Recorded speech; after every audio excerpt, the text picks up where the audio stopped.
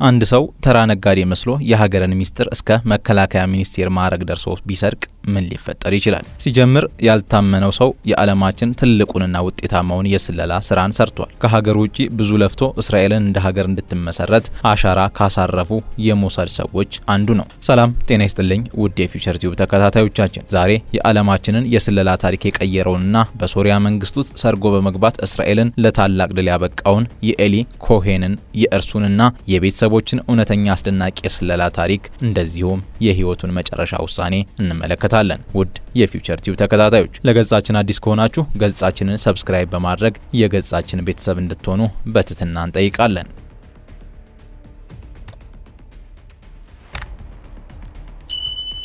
The Mossad.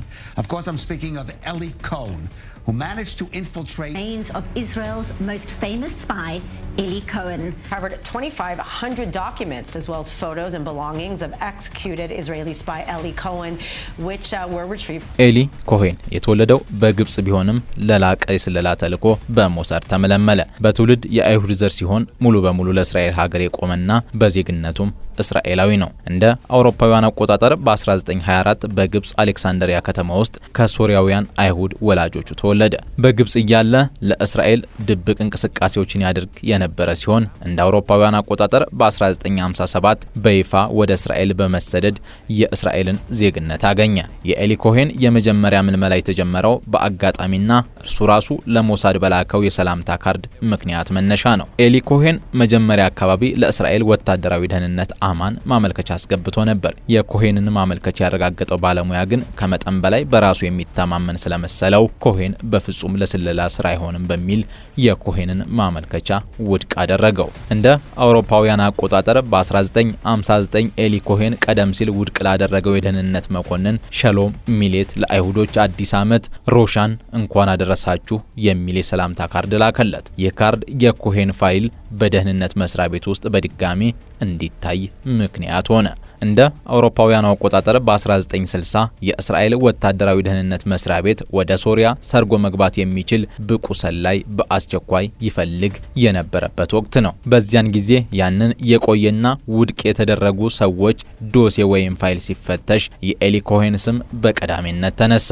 ኮሄን የተወለደው በግብጽ ከሶሪያውያን አይሁድ ወላጆቹ በመሆኑ አረብኛን በደንብ ይናገራል። በተጨማሪም ፈረንሳይኛና እንግሊዘኛ መቻሉ እንዲሁም አስደናቂ ማስታወስ ችሎታው ፎቶግራፊክ ሚሞሪ መታደሉ ለስራው ተመራጭ አደረገው። መጀመሪያ ላይ በእስራኤል የደህንነት መስሪያ ቤት ውድቅ ተደርጎ የነበረው የሱ ማስረጃም የኋላ ኋላ ግን የዓለማችን ታላቅ ሰላይ ለመሆን ያስቻለውን አዲስ ማንነት ፈጠረለት። ስሙ ካሚል አሚን ታቤት ተባለ። ከአርጀንቲና የመጣ ባለ ሀብትና ሀገር ወዳድ ሶሪያዊ ነጋዴ ተደርጎ ተቀባ።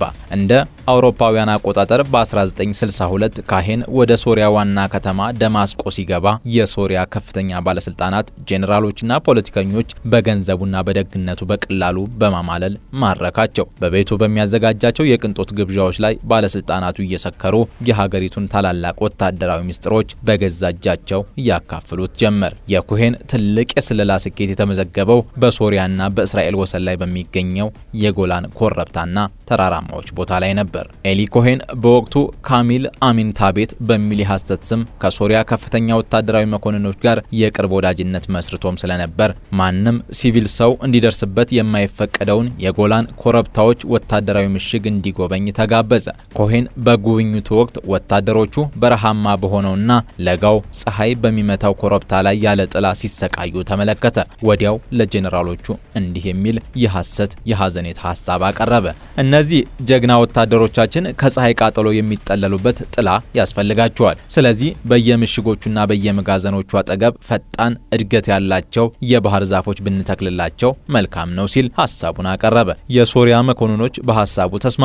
ኮሄን ታማኝነቱን ይበልጥ ለማሳየት የዛፎቹን መግዣ ወጪ ሙሉ በሙሉ ከራሱ ኪስ ሸፈነ። የባህር ዛፎቹ የስለላ ቅድ በስለላ ታሪክ ውስጥ እጅግ ስኬታማውና ብልህ ከሆኑ ስልቶች አንዱ ተደርጎ ይወሰዳል። ኤሊ ኮሄን ይህንን ዘዴ የተጠቀመው የተፈጸመው በሶሪያና በእስራኤል ድንበር ላይ የሚገኘው በወቅቱ እጅግ አደገኛና ሊደፈር የማይችል የነበረውን የጎላን ኮረብታዎች የሶሪያ ጦር ምሽግ ለመሰለል ነበር። የባህር ዛፎቹ በኮረብታዎችና በተራራዎቹ ላይ ተተክለው ማደግ ጀመሩ። የዚህ ዘዴ ዋና ሚስጥር ግን ወታደሮችን ማስጠለል ሳይሆን ለእስራኤል አየር ኃይል የመሬት ምልከታ ቪዥዋል ማርክስ መስጠት ነበር። ኮሄን የዛፎቹን መገኛ በአጋጣሚ ኮኦርዲኔት ለሞሳድ አስተላለፈ።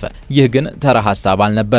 ሞሳድ ከዓመታት በኋላ በሁለቱ ሀገራት መካከል እንደሚፈጠር በሚያውቀው ግጭት የጥቃት የበላይነቱን ለመውሰድ እንዲያስችለው ያዘጋጀው የረጅም ጊዜ ዕቅድና ወጥመድ ነበር። እንደ አውሮፓውያን አቆጣጠር በ1967 በእስራኤልና በአረብ ሀገራት መካከል የስድስቱ ቀን ጦርነት ፈነዳ።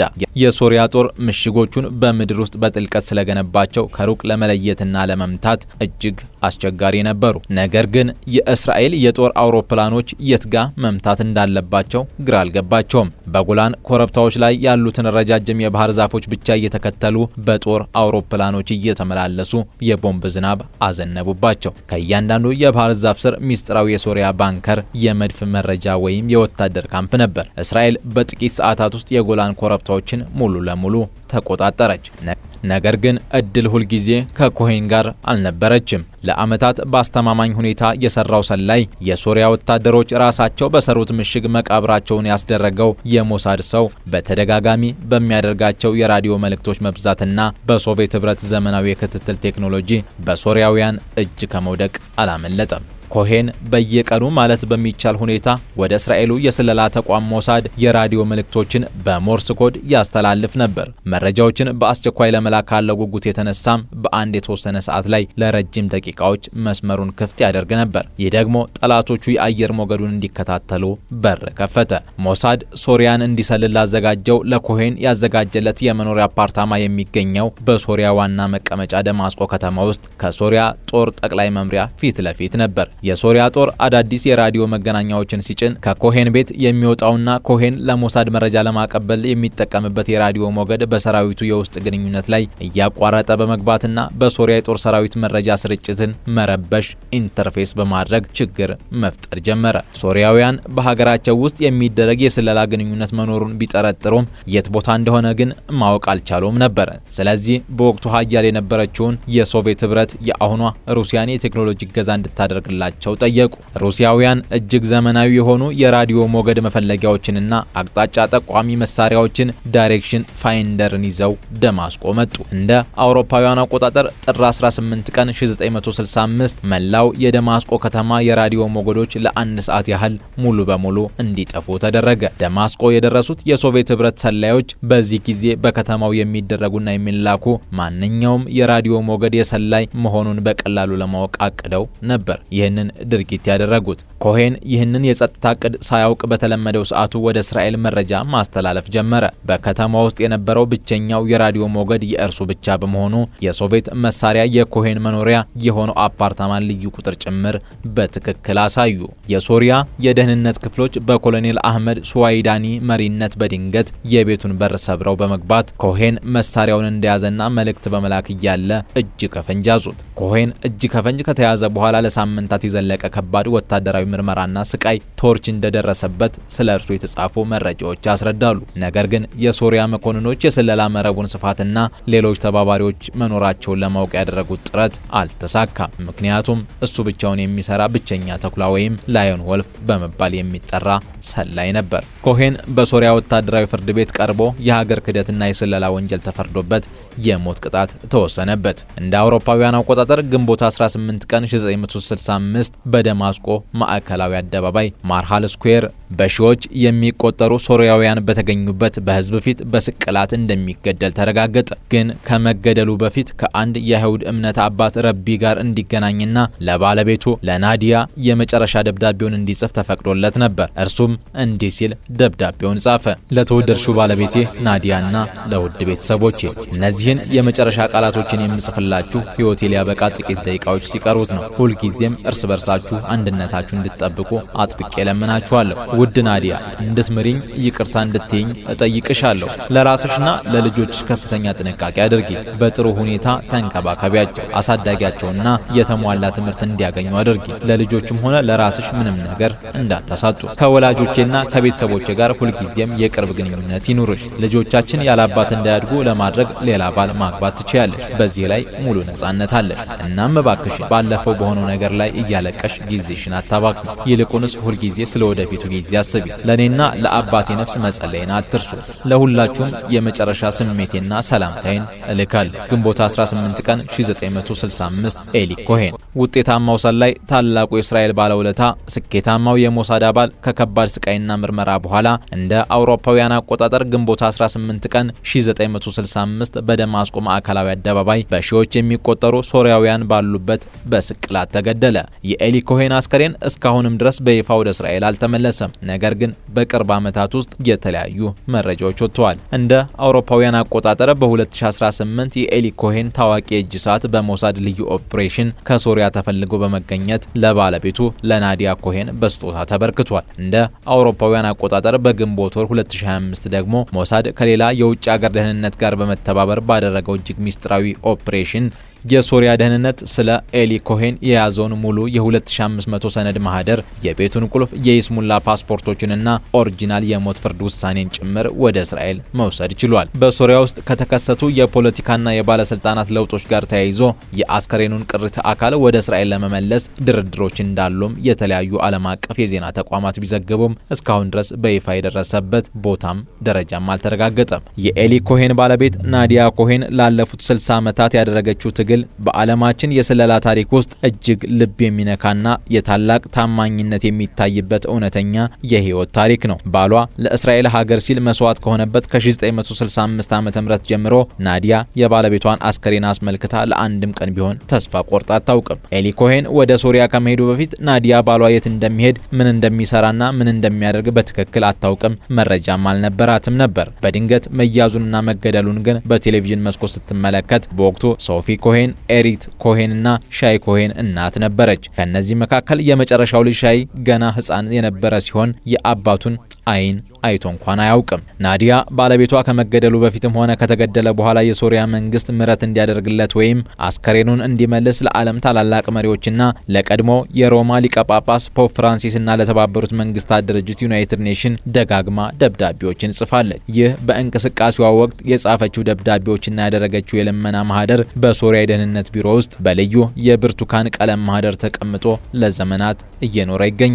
ናዲያ ለቀድሞው የሶሪያ ፕሬዝዳንት ሐፊዝ አልአሳድ እና ለልጃቸው በሽር አልአሳድ በቀጥታ የቴሌቪዥን ስርጭቶች ላይ በመቅረብ ጭምር በአረብኛ ቋንቋ ልብ የሚነካ ልመናን አቅርባ ነበር። እንደ ሴት እንደ እናት የባለቤቴን መቃብር በእስራኤል ምድር ላይ አይንን እንዲጨፍን ፍቀዱልኝ በማለት ብትለምንም የሶሪያ ባለስልጣናት ግን አስከሬኑ የተቀበረበትን ቦታ በተደጋጋሚ በመቀየርና ሚስጥራዊ በማድረግ እስካሁን ድረስ መልስ ሳይሰጧት ቆይተዋል። አሊ ኮሄን ከመሞቱ በፊት በጻፈው የመጨረሻ ደብዳቤው ላይ ድጋሚ እንድታገባና ህይወቷን እንድትመራ ፈቅዶላት የነበረ ቢሆንም ናዲያ ግን ባሏንና አገሯን በማክበር እስከዛሬ ድረስ ሌላ ባል ሳታገባ የኤሊ ኮሄን ታማኝ ሚስት ሆና ኖራለች። እንደ አውሮፓውያን አቆጣጠር በግንቦት 2025 ሞሳድ በሶሪያ ውስጥ ባካሄደው እጅግ ሚስጥራዊ ኦፕሬሽን የሶሪያ ደህንነት ስለ ኤሊ የያዘውን ማህደር 2500 ሰነዶች፣ የደማስቆ ቤቱን ቁልፍና የናዲያን የድሮ የልመና ደብዳቤዎችን ጭምር ወደ እስራኤል አምጥቶ በጠቅላይ ሚኒስቴሩ ፊት ለናዲያ